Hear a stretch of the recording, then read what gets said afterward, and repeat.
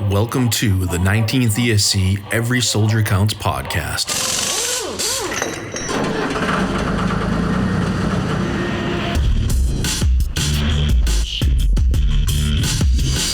Wherever you find American troops today, you'll find the men of the Transportation Corps. Enough and on time. That's the story we tell you today. The story of the Army Quartermaster Corps. These youthful servicemen are members of the Army's Military Police Corps. One of the most important forces behind the lines, the Army Ordnance Corps.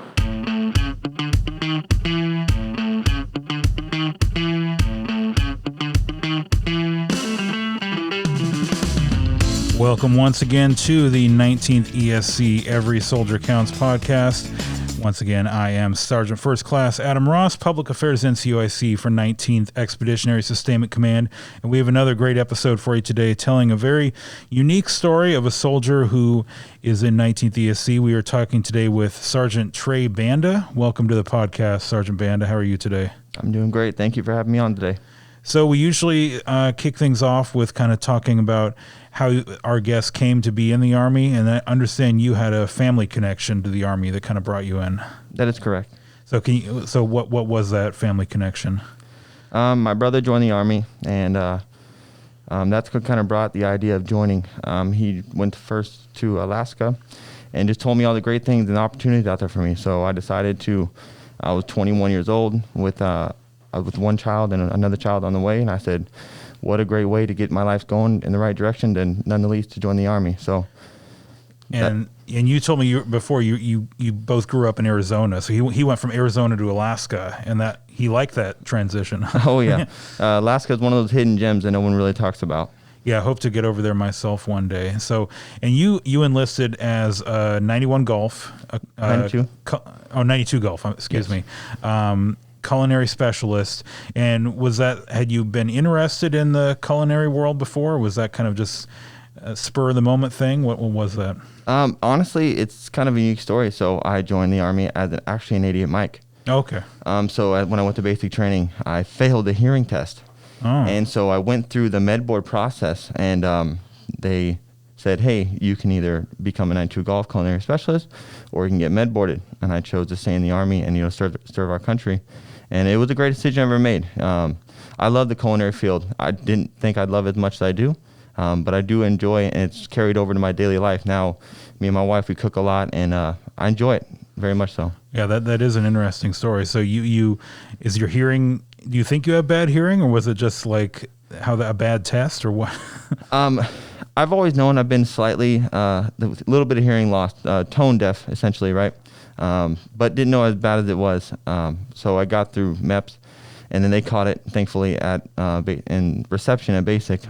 But now I have an H3 profile. So basically, they wouldn't want you joining the band. Yeah, you're not. Good for a lot of other jobs. Okay, and so you went to Fort Huachuca, so back to your home state of Arizona. Yes. You were 91 Golf, and then at that time, your brother was in the Old Guard? He was actually at Fort Huachuca. Okay. Wow. He was a 4-2 Alpha, so he helped me get to a lot of places that I would like to be. Brought me to Fort Huachuca, and then shortly after getting there, he had volunteered to go to the Old Guard. And so I didn't really know much about it until he got there. And then me and my brothers were really close, so we communicate quite a bit. And he informed me of all the opportunities there, the drill team, the caisson platoon, and the tomb, and a bunch of other things. It's endless there. So I decided, hey, let's go ahead and get this a shot. And before he had told you much about it, did you have any knowledge about the Old Guard or any expectations about it? I had zero knowledge. Okay. So you had never been to Washington, D.C.? or? No, I have not. Okay. And so what did he say that really motivated you to put in your packet for the Old Guard? Mostly a challenge. I always am looking for the next thing to challenge myself, to show my potential, my character to my core. And so that's always what I'm trying to do. What's the next thing I can do to put myself in an uncomfortable situation, but to succeed, and just, that types of things. Small challenges in life will get you to that big step, that big thing in life. Yeah, and so we've seen, what a lot of us have seen what the old guard is all about. I've had the pleasure of seeing changing of the guard in person a couple times back when I was stationed around the nation's capital. But so the job itself is obviously demanding. But what about the application process, getting accepted into the old guard? What was challenging about that? Just setting myself apart from my peers. I was a PFC at the time when I dropped my packet. I had been in the Army for, very little time. And I had a lot of great leaders at Fort Huachuca that wrote a lot of letter of recommendations that kind of got me, past a lot of my peers, maybe even some people that were, above higher in rank. So those leaders helped me grow and mature to be that person to get accepted at the old guard, sir. And so for soldiers putting in their packet at the old guard, you basically are under the understanding that you would be doing your MOS at the old. You would be a 92 Golf at the old guard. Is that how it started? Yeah. So if you volunteer at the 92 Golf, you'll go over there, and it's mandatory for you to do it at the very least 1 year. And then at that point, that is when you can volunteer to do other specialty platoons within the unit. And so before we get into your service as a Sentinel, what was it like working on as your MOS at the old guard? Very demanding. So they got a lot of events going on there. Army 10 Mile is huge over there. A lot of people coming from around the country to do this. And also you have, when I first got there, was the inauguration. It was, so I got to play part of that in security, actually down at the IRS building for that event. So that was pretty challenging. A lot of different things. Twilight Tattoo, you had to be a part of as well. So not only are you getting to do your MOS, but ceremonial things. And then when you first get there, you go through a 3-week program teaching you how to march, because they march different, how they make their medals and all sorts of different things. You go through a lengthy process to get up to that old guard standard. So you can't go into it with the mindset like if I went there, it's like, oh, I'm going to be a 46 Sierra just taking pictures at the old guard. Like, no, like everyone, has kind of a special part to play in the overall mission, right? Yes. And so you mentioned the security during the inauguration, because that's another interesting part about the old guard, is that they're not just a ceremonial unit, like they are kind of the capital security. That is correct. Yes. Yeah. And so was there additional training, like maybe something you didn't get as a 92 Golf to perform security mission? They definitely went through like a couple day walkthrough of what our responsibilities are as far as like being able to manage, because we can't engage with the public. We can only kind of mitigate any type of threats, and we obviously we tell the police to, hey, this individual is acting out of. But I would think just being your physical presence there with in uniform probably deter a lot of threats. Oh yes, yeah. And so so you're there as a 92 Golf. You're in the old guard. You're facing a new challenge. What was through that whole first year? Is your mind still focused on becoming a part of the Tomb Guard? Initially, no. So I joined that old guard to do something other than cooking. That is correct. But I had to do my 1 year. And during that time, I weighed a couple options. That was the drill team was my first thought was, hey, I want to go do this, And then after about a year of doing there, then I realized that the tomb was like the hardest thing to do there. It was almost like a cloud over that platoon. For some reason, the attrition rate of that is astronomical. People that go there, I went down there with approximately 30 soldiers, and me and I believe 3 other soldiers actually passed. So once getting all the knowledge about that specific platoon, and I had a soldier that went down there when I first got to the unit, and he came back and informed me of how difficult it is, and being a 92 Golf, you got to set the standard high.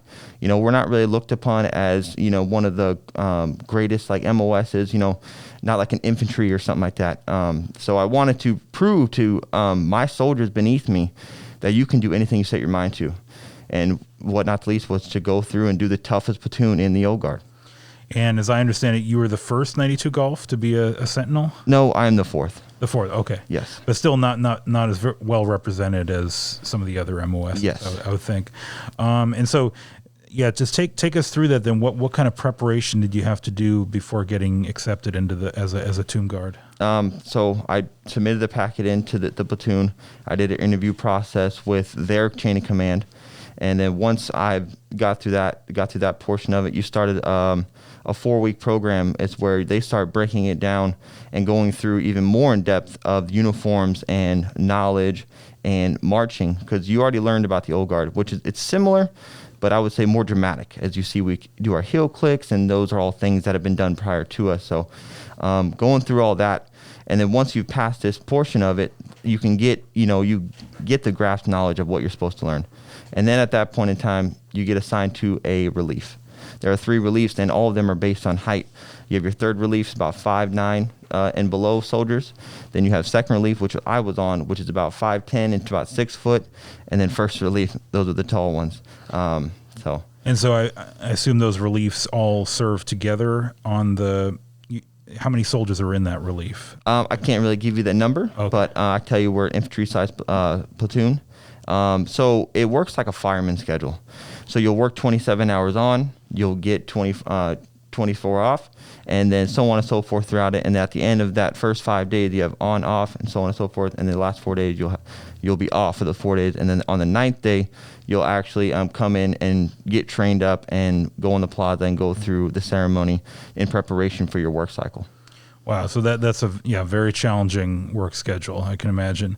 And so I've seen, speaking against someone who's gotten to see the old guard in person at the Tomb of the Unknown Soldier. I mean, it really is just it's very dramatic just how much perfection they exude. Just every movement is just so in step and exact. So what goes on behind the scenes of that? How do you get to that point during that week? Training. I mean, it took me approximately 2 months before I could even go in front of the public. So those soldiers that you are seeing out there during the day, those soldiers have been training for the last 2 to 3 months just to get out there and conduct the ceremony. There is so much training, and then even at night, that's when you get down. You're pressing your uniforms. Your trainer is teaching you how to shine every single thing. Everything is either made or modified by the Tomb Guards. Nothing we get is actually you go to clothing and sales and you put on your uniform and it's called a day. Everything is made that much better in honor of the unknowns. Wow. So we are going to take a little break right now, but we're going to come back and talk to Sergeant Banda a little more about what it was like being in the Old Guard and what he's doing now here at 19th ESC. Stay with us.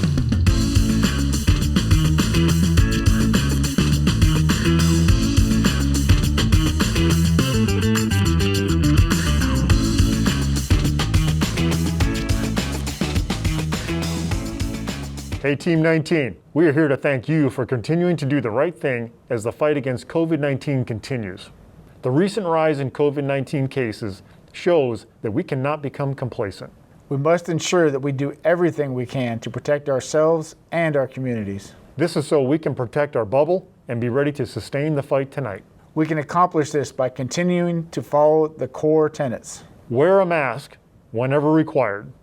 Avoid large groups and crowds, and maintain social distancing. Keep where you live and work clean and sanitized. Also keep yourself healthy by staying active and getting the right amount of rest and proper nutrition. If feeling sickly, leave quickly and call the USFK COVID hotline. Follow all Republic of Korea guidelines when off installation and avoid hotspots. And if you haven't already done so, consider getting vaccinated to protect yourself and your teammates. Team 19. Every soldier counts.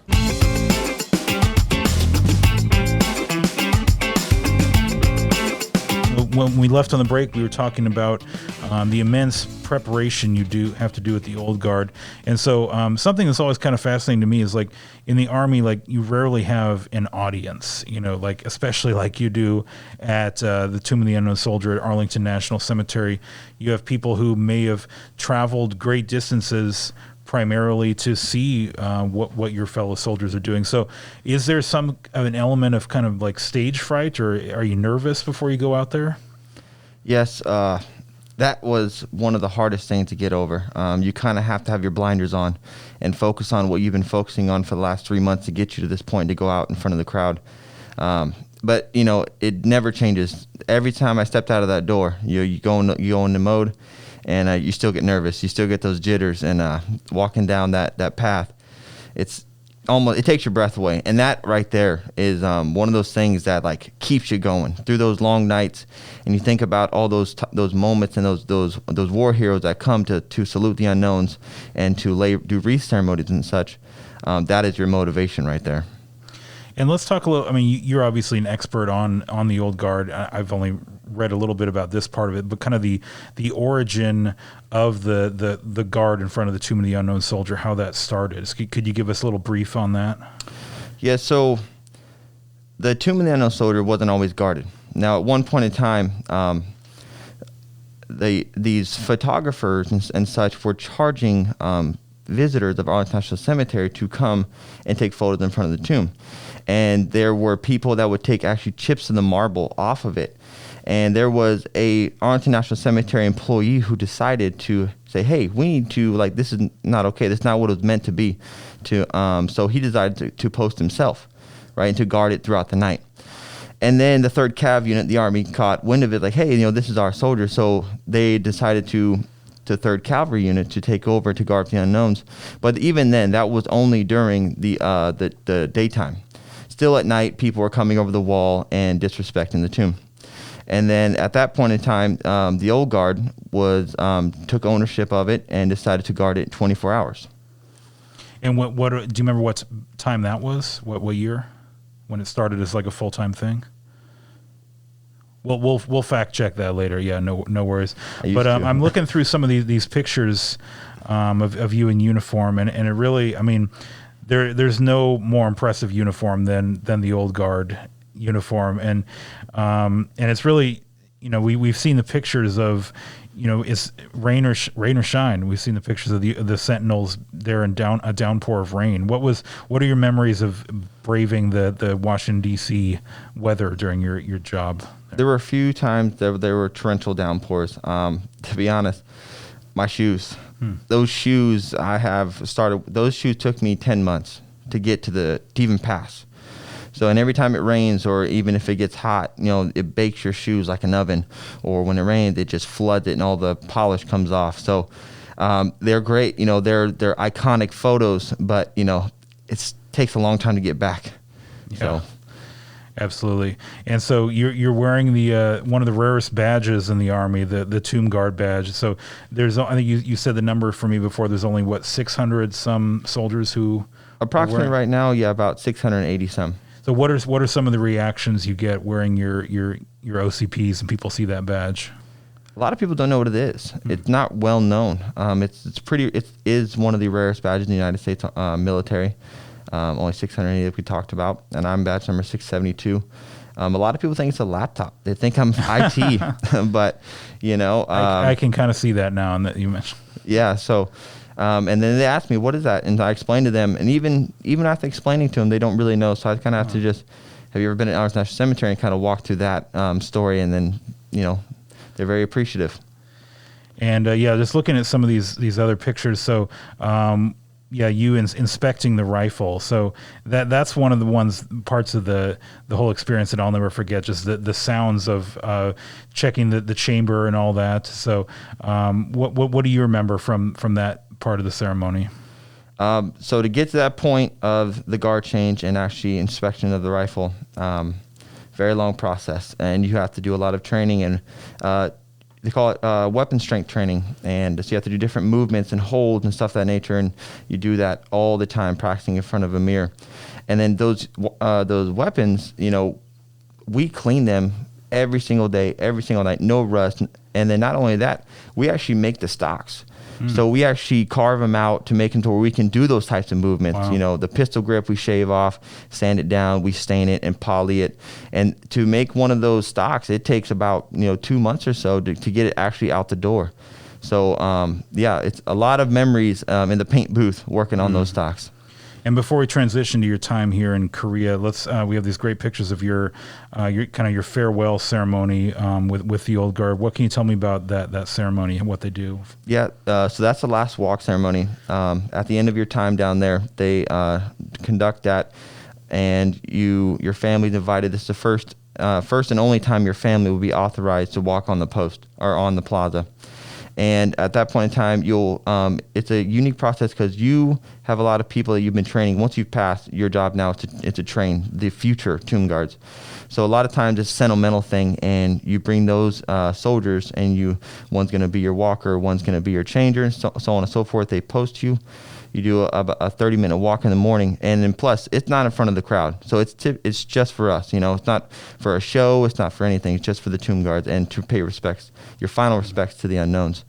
So once you've done your last 30-minute walk, that is when your host, which is my host, was Staff Sergeant Courtney. He was my trainer. Really solid guy. He got me out there and got me right. And he brought my family down, my wife and 2 kids. And he handed me roses. I gave two of the white roses two of the pink roses to my wife and daughter, and then a white rose to my son. I then went and grabbed 4 red roses from him, and that is when I went and paid my final respects, laying one of them in front of the World War I unknown and in front of the 3 crypts and saluting it. And then they played taps for one final moment, and at that point in time, I walked back, grabbed my family, and then we walked off into the sunset. Wow, no, that's powerful. And so, yeah, what a way to leave an assignment like that. And now you're in Korea. You came here to be part of our famous culinary team here at 19th, the 541st Field Feeding Company. And so was it hard for you to get back into kind of that cook lifestyle? Yes, definitely difficult, just because I had been out of the loop for 18, 19 months.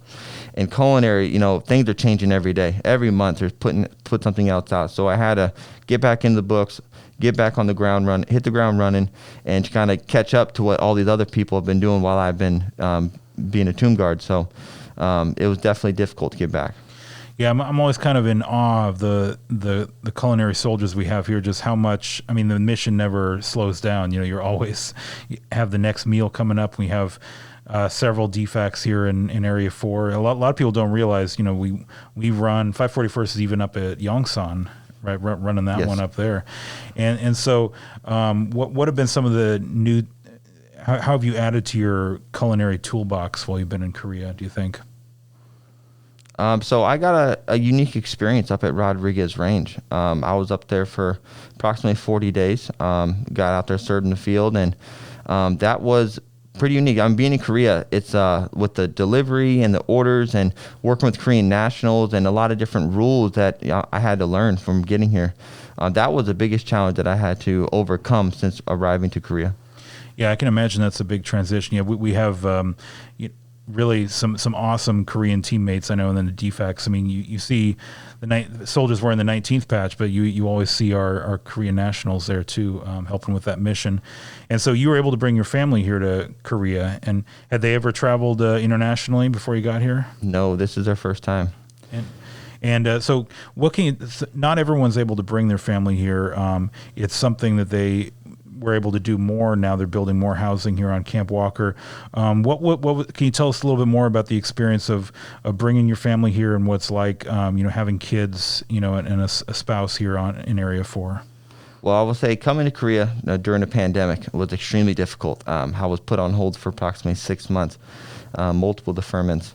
And once arriving here, having gone through the quarantine process with the family, and my son, he was 5 at the time, not very understanding with, going through this, but, with the team down there, up there at Humphreys, they did a solid job of providing us with the food, with the internet, and almost anything we need. And the support through the Facebook. They have a Facebook page there where you can put in an order through the commissary. So that was extremely helpful in that transition process. You get here, they shuttle you right to the barracks room and shut the door and hit you with a COVID test.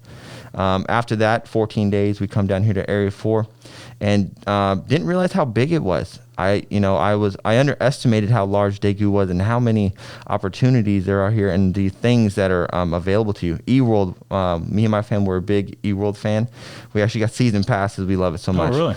Yeah, so we go there almost every other weekend as much as we can. This monsoon season's kind of slowing us down, but yeah, eWorld is the local amusement park here in Daegu, and something one of our other guests said, Master Sergeant Savage, the retention NCO, is like, in some parts of Korea, you can say we're kind of a little more removed from the Korean experience, but with Camp Walker, Camp Henry, we're literally in the city. You know, we have to go through the city to get to where we work. So what's been your experience with that? Driving has been a very difficult thing, but thankfully good teachers at the driving office over at Camp Walker, they helped me out with that. And they've been helping my wife get a job. The schools on post are outstanding. They're a small school feel, and the teachers do a great job. Coming from Virginia, they had closed schools down for 4 to 5 months, and they were, this was early on with working via the internet. So getting here, they were out of school for about 7 to 8 months, but after the transition to Korea. And so my children were a little behind the power curve here, but thankfully the teachers, constant emails and updates and sending home packets that we could work on one-on-one at home, making the mission happen. So tremendous staff here in Korea. Yeah, I have a young son at the school too. We've had nothing but good experience. I tell people that driving in the capital region kind of prepared me for driving in Korea. So I'm sure that was similar for you. So what about the future? I mean, do you see yourself going to any other broadening assignments, or where do you see yourself in 5 years? 5 years, my current goal, I don't like to express my goals too much, but for Every Soldier Counts podcast, I'm going to submit a recruiter packet. I want to bring some good soldiers into the United States Army, explain and tell them my story, and hopefully change people's lives. And then my goal is about 10, 11 years, then I plan on becoming a warrant officer and in the culinary field and affecting those lower enlisted and making the DFAC run efficiently. Okay, well, that's great to hear. I mean, you've got some broad goals, and hopefully, I would think your tomb badge would come in handy as a recruiter. It'd be an interesting story to tell the next generation of soldiers. Well, we wish you good luck, Sergeant Banda, and thanks so much for coming by on the Every Soldier Counts podcast. If you haven't subscribed to the podcast yet, make sure you hit that subscribe button so you don't miss a single episode. All right, and we will talk to you next time here on the Every Soldier Counts podcast. Sergeant Banda, thank you again. Thank you for having me on.